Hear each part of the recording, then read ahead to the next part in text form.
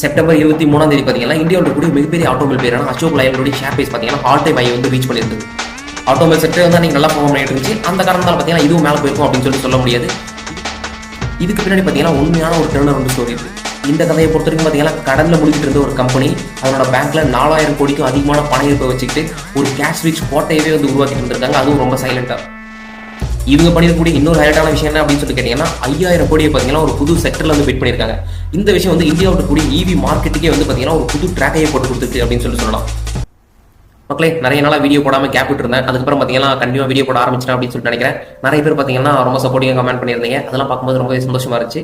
ஒரு சில personal reason காரணமாக தான் வீடியோ போடல. இதுக்கு மேலே பார்த்தீங்கன்னா கண்டிப்பாக வீடியோ வந்துட்டு இருக்கும்.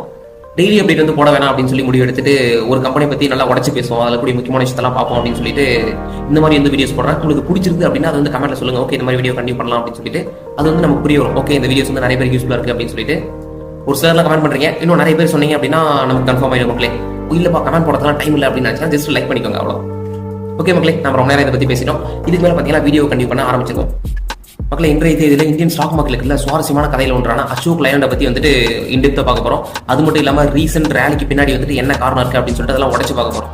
இது மட்டும் இல்லாமல் பார்த்தீங்கன்னா ஸ்க்ரீனுக்கு பின்னாடி நடந்திருக்கக்கூடிய நம்பவே முடியாத ஃபினான்ஷியல் டர்ன் அரவுண்ட் ஸ்டோரி எல்லாம் இருக்குது. அதெல்லாம் என்ன அப்படின்னு சொல்லிட்டு பார்க்க போகிறோம்.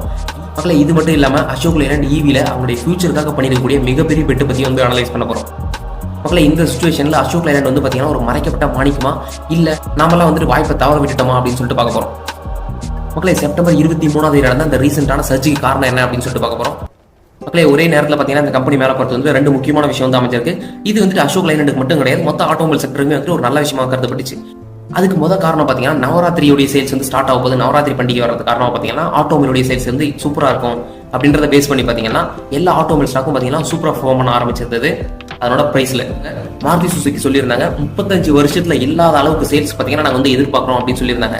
இந்த விஷயம் பார்த்தீங்கன்னா மொத்த ஆட்டோமொபைல் செக்டருக்குமே வந்துட்டு ஒரு பாசிட்டிவ் நியூஸாக கருதப்பட்டு எல்லாத்தையும் கூட சேர்த்து இழுத்துட்டு போயிடுச்சு மேலே. ஆனால் இதுக்கு உண்மையான காரணம் என்ன அப்படின்னு சொல்லிட்டு போய் பார்த்தோம்னா இந்த ரேலி வர்றதுக்கு முன்னாடியே பார்த்தீங்கன்னா GST 2.0 எல்லாருக்கும் ஆல்ரெடி தெரிஞ்சிருக்கும். இந்தியன் கவர்மெண்ட் பார்த்தீங்கன்னா GST ரேட்டை வந்து குறைச்சிருக்காங்க. இந்த நியூ டேக்ஸ் பார்த்தீங்கன்னா ஆட்டோமொபைல் வெஹிக்கிளுக்கான டேக்ஸ் வந்து ரெடியூஸ் ஆகும். அதனால பார்த்தீங்கன்னா எண்டு கஸ்டமருக்கு கிடைக்கக்கூடிய ப்ராடக்டோடைய பிரைஸும் ரெடியூஸ் ஆகும். யாரெல்லாம் வெஹிக்கிள் வாங்கணும்னு நினைச்சாலும் ஓகே பிரைஸ் ரெடியூஸ் ஆயிருக்கு, அதனால வந்து சேல்ஸ் பயங்கரமா இருக்கும் அப்படின்றதுனால பார்த்தீங்கன்னா எல்லா கம்பெனிஸும் வந்து பயங்கரமா மேலே ஏறி இருக்கு. ஓகே, இது வந்து நாம மட்டும் நினைச்சிடும் அப்படின்னு சொல்லிட்டு கிடையாது. FISம் பார்த்தீங்கன்னா இதையே வந்து பேஸ் பண்ணி 4500 கோடிக்கும் மேலே பார்த்தீங்கன்னா ஆட்டோமொபைல் செக்டர்ல வந்து இன்வெஸ்ட் பண்ணியிருக்காங்க. இந்த விஷயம் பார்த்தீங்கன்னா அசோக் லைலண்டுக்கு பார்த்தீங்கன்னா ஒரு ராக்கெட் ஃபியூல வந்து ஆக்ட் ஆகி பயங்கரம் வந்து மேலே எடுத்துட்டு போயிடுச்சு அதோட ஷேர் பிரைஸ். மக்களே, இந்த ரேலி எல்லாமே பார்த்தீங்கன்னா மித்த கம்பெனிஸ்க்கும் நடந்தது. ஆனால் இதில் ஏன் அசோக் லைலண்ட் ஸ்பெஷல் அப்படின்னு சொல்லி பார்க்க போகிறோம். இதுக்கு காரணம் என்னன்னா ஆல் டைம் ஹை வந்து ரீச் பண்ணியிருக்கு. மித்த கம்பெனிலாம் எடுத்து பார்த்தோம் அப்படின்னா ஆல் டைம் ஹைல இருக்கிறதுக்கான வாய்ப்பு ரொம்பவே கம்மி இந்த செக்டர்ல இருக்கிறதுல. டாடா மோட்டார்ஸ் போய் எடுத்து பார்த்தீங்கன்னா அதோட ஆல் டைம் ஹை எங்கேயோ இருக்கு. ஆனால் இந்த கம்பெனி எப்படி ஆல் டைம் ஹைக்கு போச்சு அப்படின்னா இந்த ரேலி பார்த்தீங்கன்னா எல்லா கம்பெனிஸுக்கும் நடக்கக்கூடிய ரேலி தான். ஆனால் இது வந்துட்டு ஆல் டைம் ஹைக்கு போனதுக்கான காரணம் இப்போ இந்த நடந்த ஒரு டெம்பரரியான நியூஸஸ் கிடையாது. அதுக்கு பின்னாடி இருக்கக்கூடிய ரொம்ப ஸ்ட்ராங்கான ஃபண்டமெண்டல்ஸ் தான் காரணம்.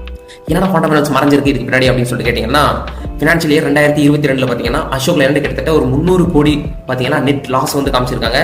அப்படியே நம்ம 2025 ஃபினான்ஷியல் இயருக்கு வந்தோம் அப்படின்னா 3300 கோடி பார்த்தீங்கன்னா நெட் ப்ராஃபிட்டை வந்து காமிச்சிருக்காங்க. மக்களே, இதை பார்த்தோம் அப்படின்னா இது அசோக் லைலண்ட் பண்ண ஒரு சாதனை அப்படின்ற மாதிரி தான் இருக்கு. மக்களே, நானும் பார்த்தீங்கன்னா அசோக் லைலண்ட்ல கொஞ்ச நாள் ஒர்க் பண்ணிட்டு இருந்தேன். ஒரு 1.5 இயர் கிட்ட ஒர்க் பண்ணிருப்பேன் அப்படின்னு சொல்லிட்டு நினைக்கிறேன். அந்த டைம்ல பார்த்தீங்கன்னா அந்த கம்பெனில கொஞ்சம் சேலரி எல்லாம் கொஞ்சம் கம்மி, புதுசு ஆளுங்களை வந்து அதிகமாக எடுத்துக்க மாட்டாங்க, வேலையை விட்டு போனா போட அப்படின்னு சொல்லிட்டு இருந்தாங்க. ஆனால் இந்த டைம்ல பார்த்தீங்கன்னா நிறைய பேர் வந்து வேலைக்கு ஆள் எடுத்துருக்காங்க. என்னோட டிபார்ட்மெண்ட்ல நான் ப்ரீவியஸ் ஒர்க் பண்ணியிருந்தேன் அந்த டிபார்ட்மெண்ட்ல சேலரியும் பார்த்தீங்கன்னா நல்லா சேலரி கொடுக்குறாங்க. மக்களே, நான் வேலையை விட்டு வந்து பல வருஷம் ஆச்சு. ஆனால் இது பார்த்தீங்கன்னா அசோக் லைலண்ட் பண்ண ஒரு பெரிய சாதனை தான். மக்களே, 300 கோடி லாஸ்ல இருந்துட்டு அப்படியே 3300 கோடி பார்த்தீங்கன்னா ப்ராஃபிட்டா காமிச்சிருக்காங்க. மக்களே, நம்ம அவங்களுடைய பேலன்ஸ் ஷீட்ல பார்க்க வேண்டியதுல இன்னொரு முக்கியமான விஷயம் என்ன அப்படின்னு சொல்லி கேட்டீங்கன்னா அந்த கம்பெனி 2024 ஃபினான்ஷியல் இயர்ல பார்த்தீங்கன்னா அவங்களோட டெப்ட் மட்டும் பார்த்தீங்கன்னா 89 கோடி பார்த்தீங்கன்னா கடன்ல இருந்த கம்பெனி இப்போ நெட் டெட் ஃப்ரீயா இருக்கு. அப்படின்னா என்னன்னா கடனே இல்லாம இருக்காங்க. நாசமா போயிருவீங்கடா. மக்களே, ஒரு வருஷம் கழிச்சு அந்த கம்பெனி பார்த்தீங்கன்னா 4242 கோடி பார்த்தீங்கன்னா நெட் கேஷ் சர்ப்ளஸ் அப்படின்னு சொல்லி வச்சிருக்காங்க. மக்களே, நான் மறுபடியும் சொல்றேன், அந்த கம்பெனி கடன்ல இருந்து 4000 கோடிக்கும் அதிகமான கேஷ் வந்து பாத்தீங்கன்னா வச்சிட்டு இருக்காங்க. இது வந்து ஒரு மிகப்பெரிய கேம் சேஞ்சர் அப்படின்னு சொல்லிட்டு மார்க்கெட்ல இருக்கக்கூடிய எக்ஸ்பர்ட் எல்லாருமே சொல்லிட்டு இருக்காங்க. இது ஏன் அவ்வளவு முக்கியம் அப்படின்னு சொல்லி கேட்டீங்கன்னா நம்ம புதுசாக ஒரு இன்வெஸ்ட் பண்ணணுமோ இல்லை ஏதாவது ஒரு வேலையை செய்யணும் அப்படின்னு நினைச்சோம்னா நம்ம பேங்க் அக்கௌண்ட்ல காசு இருக்கணும். நம்ம அக்கௌண்ட்ல காசு இருந்தா ஒரு நினைச்சோம்னா ஒரு பிசினஸ் ஸ்டார்ட் பண்ணலாம், நினைச்சோம்னா நமக்கு வர ஐடியா வந்துட்டு எக்ஸிக்யூட் பண்ண முடியும், ஒரு வேலையை விட்டலாம். ஓகே, என்னடா 2 வருஷம் ரிஸ்க் எடுத்து பார்க்கலாம் அப்படின்னு சொல்லி நினைக்கலாம். நமக்கு எப்படி இவ்வளவு ஃப்ரீடம் கிடைக்குதோ காசுனால, அதை விட அதிகமான ஃப்ரீடம் பார்த்தீங்கன்னா ஒரு கம்பெனி கிடைக்கும். அவன் கையில் காசு இருக்கு அப்படின்றதுனால எந்த ஒரு கடனையும் எதிர்பார்க்க வேண்டிய தேவை கிடையாது. இது பார்த்தீங்கன்னா இன்வெஸ்டர்லாம் வந்துட்டு ஒரு எனர்ஜி பூஸ்டா செயல்படுது.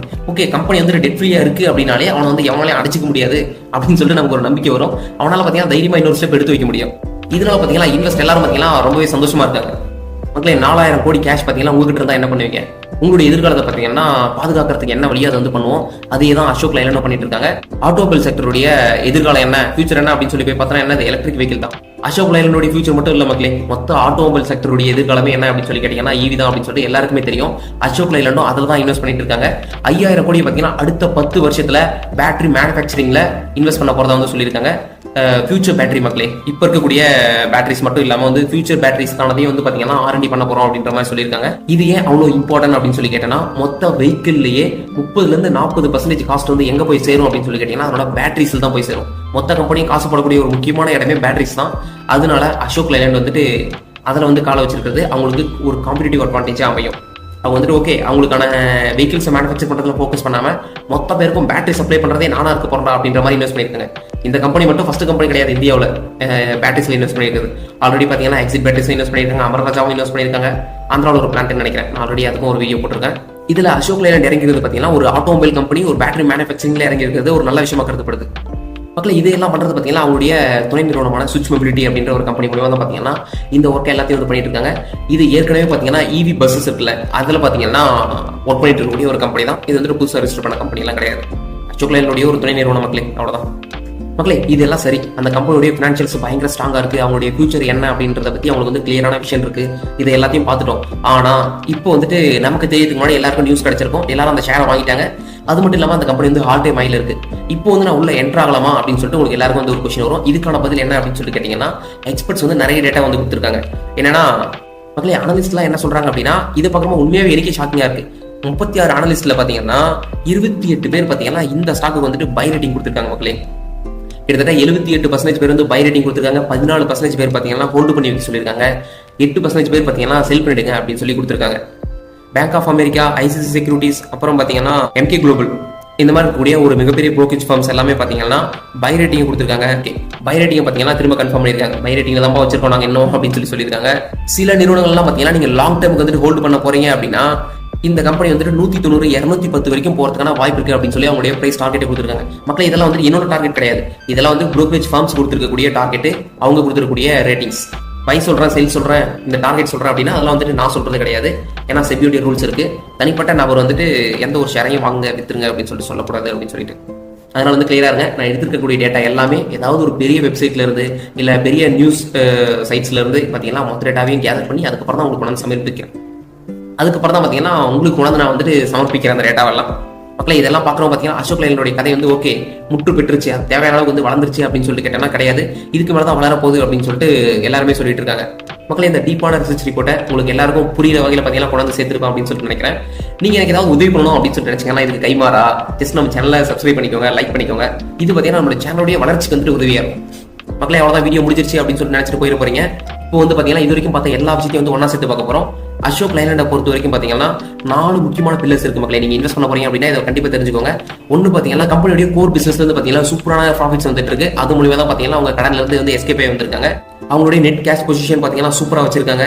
அது மட்டும் இல்லாம அந்த கம்பெனியோட ஃபினான்ஷியல் ஸ்ட்ரென்த் நம்ம எதிர்பார்க்க முடியாத அளவுக்கு பாத்தீங்கன்னா நல்ல வளர்ச்சி கொடுத்திருக்கு சில வருடங்களுக்குள்ளேயே. இந்த 3வது பில்லர் பாத்தீங்கன்னா ரொம்ப முக்கியமான விஷயமா நான் நினைக்கிறேன் பர்சனலா. அவங்களுடைய ஃபியூச்சருக்காக பாத்தீங்கன்னா அவங்களுடைய பேட்டரி டெக்னாலஜிஸ்ல வந்து இன்வெஸ்ட் பண்ணிட்டு இருக்காங்க. இது உண்மையே ஒரு நல்ல விஷயம்.